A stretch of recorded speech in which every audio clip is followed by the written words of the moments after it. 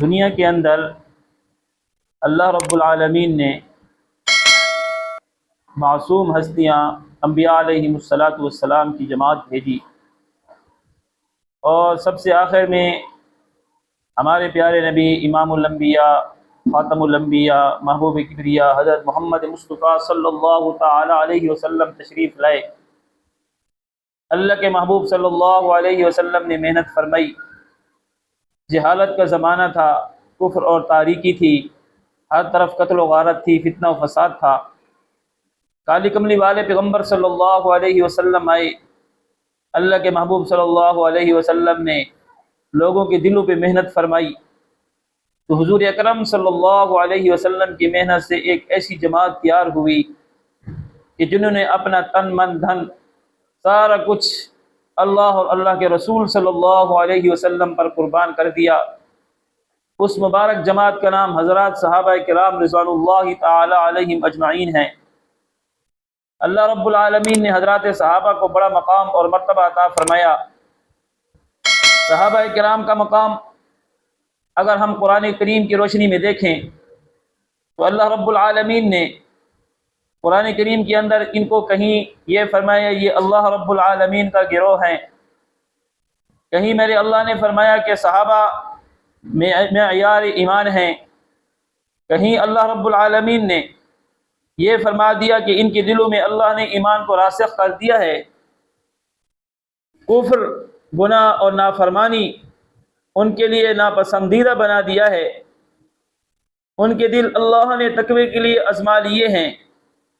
کہیں میرے اللہ رب العالمین نے قرآن کریم کے اندر ان کے بارے میں فرمایا کہ ان کے دلوں کو ایمان سے مزین فرما دیا ہے، اور کہیں فرمایا کہ ان کے لیے بڑی بخشش اور بہت بڑا اجر ہے، اور یہی لوگ فلاح اور نجات پانے والے ہیں۔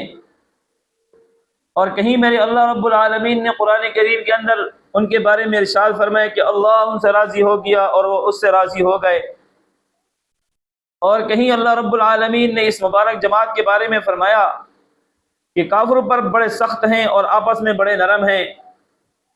کہیں اللہ نے قرآن کریم کے اندر ان الفاظ کے ساتھ ان کی تعریف فرمائی جن کا مفہوم ہے کہ یہی لوگ سچے مومن ہیں، اور کہیں فرمایا کہ یہی لوگ کامیاب ہیں، اور کہیں فرمایا کہ یہ لوگ ہدایت والے ہیں، اور کہیں میرے اللہ نے ان کے بارے میں بشارت دی کہ ان کے لیے ہمیشہ کی جنت ہے۔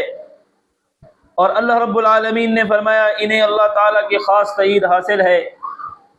صحابہ کرام رضوان اللہ تعالی علیہم اجمعین میرے محبوب کی محنت کا ثمر ہیں۔ یہی تو وجہ ہے کہ اللہ کے محبوب صلی اللہ علیہ وسلم میدان بدر میں کھڑے ہیں، اور سامنے 1000 کا لشکر ہے، یہ 313 ہیں، بے سر و سمانی کا عالم ہیں۔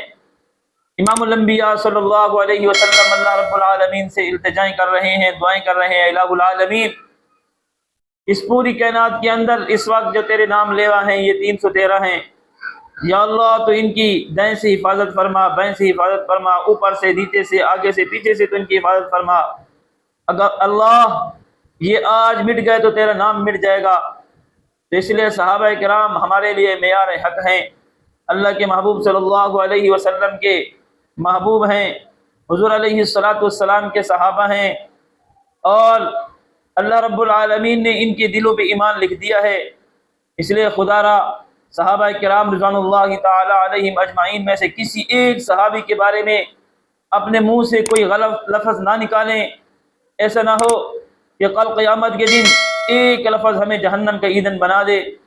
صحابہ کرام رضوان اللہ تعالی علیہم اجمعین کی تعریف کسی جماعت نے نہیں کی، کسی پارٹی نے نہیں کی، کسی پیر اور بزرگ نے نہیں کی، کسی عالم نے نہیں کی، بلکہ ان کی تعریف خود رب العالمین نے قرآن کریم کے اندر فرمائی۔ صحابہ ہمارے لیے معیار حق ہیں، صحابہ ہمارے لیے رشد و ہدایت کے مینارے ہیں، صحابہ ہمارے لیے اللہ رب العالمین صلی اللہ علیہ وسلم کے اوپر اترا ہوا دین ہم تک پہنچانے والے ہیں۔ اللہ رب العالمین ہم سب کو صحابہ کرام کے ساتھ محبت نصیب فرمائے، صحابہ کرام کے نقش قدم پہ چلنے کی توفیق عطا فرمائے۔ وآخر دعوانا ان الحمد للہ رب العالمین۔